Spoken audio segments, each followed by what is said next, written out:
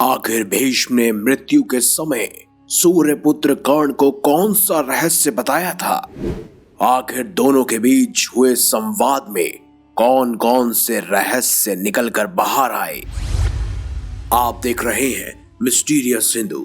तो चलिए अब करते हैं ज्ञान की बात। वीडियो में आगे बढ़ने से पहले हमारे चैनल को सब्सक्राइब अवश्य करें और बेल आइकन जरूर दबाएं।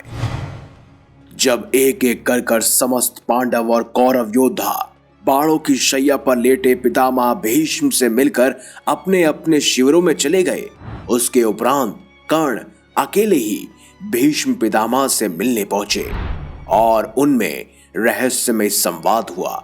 महाभारत के भीष्म पर्व अध्याय 122 के अनुसार भीष्म जी को रथ से गिराया गया। ये सुनकर राधा नंदन कर्ण के मन में भी कुछ भय समा गया था। वो बहुत ही उतावलेपन के साथ उनके पास आए। उस समय उन्होंने देखा कि महात्मा भीष्म शरशैया पर सो रहे हैं। उन्हें देखकर कर्ण की आंखों से आंसू छलक आए और वो बोले, हे गुरु श्रेष्ठ, मैं वही राधा नंदन कर्ण हूँ जो आपकी आंखों में गड़ा रहता था और जिसे आप सर्वत्र द्वेष दृष्टि से देखते थे। उसकी बातों को सुनकर भीष्म जी ने धीरे से आंख खोलकर देखा और उस स्थान को एकांत कर पहरेदारों को दूर हटा दिया और अपने हाथों से कर्ण का प्रेम पूर्वक आलिंगन किया। तत्पश्चात उन्होंने कहा, हे कर्ण, तुम मुझसे हमेशा लागदांत रहते हो, सदा मेरे साथ स्पर्धा में रखते हो और आज तुम मेरे पास नहीं आए होते तो निश्चित तुम्हारा कल्याण नहीं होता वत्स। तुम राधा के नहीं कुंती के पुत्र हो। तुम्हारे पिता आदिरथि नहीं बल्कि सूर्यदेव है। तुम्हारे प्रति मेरे मन में द्वेष नहीं है, ये मैं तुमसे सत्य कहता हूँ। वीर, मैं कभी कभी तुमसे जो कठोर वचन बोल दिया करता था उसका उद्देश्य तुम्हारे उत्साह और तेज को नष्ट करना नहीं था, क्योंकि हे कर्ण, दुर्योधन के उकसाने से तुम हमेशा ही पांडवों पर बहुत ज्यादा अवशेष किया करते थे। तुम्हारा जन्म कन्या अवस्था में ही कुंती के गर्भ से उत्पन्न होने के कारण धर्मलोक से हुआ था। इसीलिए नीच पुरुषों के आश्चर्य से तुम्हारी बुद्धि इस प्रकार ईर्ष्यावश गुणवान पांडवों से भी द्वेष रखने वाली हो गई। और इसी के कारण मैंने कौरव सभा में तुम्हें कई बार कटु वचन सुनाए थे।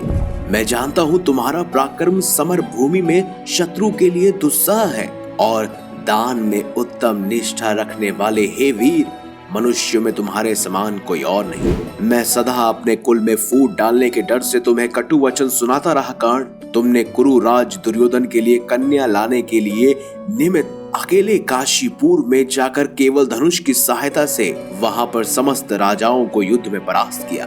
तुम संग्राम भूमि में देव कुमारों के समान जान पड़ते हो, प्रत्येक युद्ध में मनुष्य से अधिक पराक्रमी हो।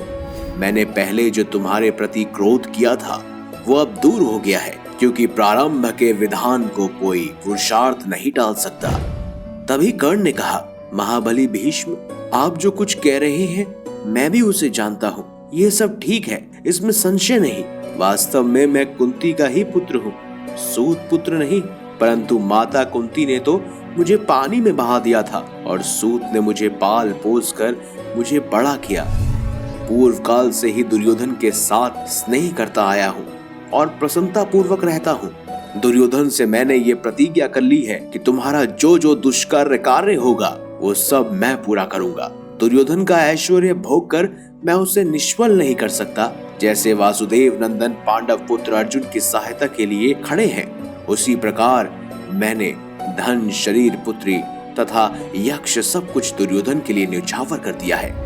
ये युद्ध अवश्य भावी है, इसे कोई टाल नहीं सकता। पितामह पांडवों और भगवान वासुदेव को मैं सब प्रकार से जानता हूँ, तथापि मैं उनसे युद्ध करने का उत्साह रखता हूँ। मेरे मन का ये निश्चय विश्वास है कि मैं जीत सकता हूँ। पांडवों के साथ हम लोगों का ये बैर अत्यंत भयंकर हो गया है, अब इसे दूर नहीं किया जा सकता। मैं अपने धर्म के अनुसार प्रसन्नचित होकर अर्जुन के साथ युद्ध करूंगा। वीर, मेरा विश्वास है कि आपकी आज्ञा लेकर मैं युद्ध करूं। अंततः आप मुझे इसके लिए आज्ञा देने की कृपा करें। मैंने क्रोध के आवेग और चपलता के कारण यहाँ जो भी आपके प्रति कटु वचन कहे हो उसके लिए आप मुझे क्षमा अवश्य कीजिएगा।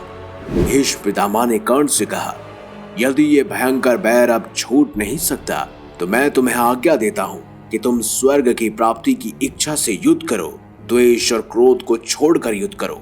तुम रण क्षेत्र में पहले ही अपना पराक्रम कई बार दिखा चुके हो। कर्ण, मैं तुम्हें आज्ञा देता हूँ कि तुम जो चाहते हो वो प्राप्त करो। अभिमान शून्य होकर बल और पराक्रम का सहारा लेकर युद्ध करो। गंगानंदन भीष्म के ऐसा कहने पर राधानंदन कर्ण उनको प्रणाम कर उनकी आज्ञा लेकर अपने रथ पर आरूढ़ होकर दुर्योधन के पास चले गए। तो यही वो खास संवाद था जो भीष्म पितामह और कर्ण के बीच हुआ था। अगर आपको हमारी ये खास जानकारी वीडियो अच्छी लगी है तो इस वीडियो को लाइक करें, हमारे चैनल को सब्सक्राइब करें और ज्यादा से ज्यादा शेयर भी करें।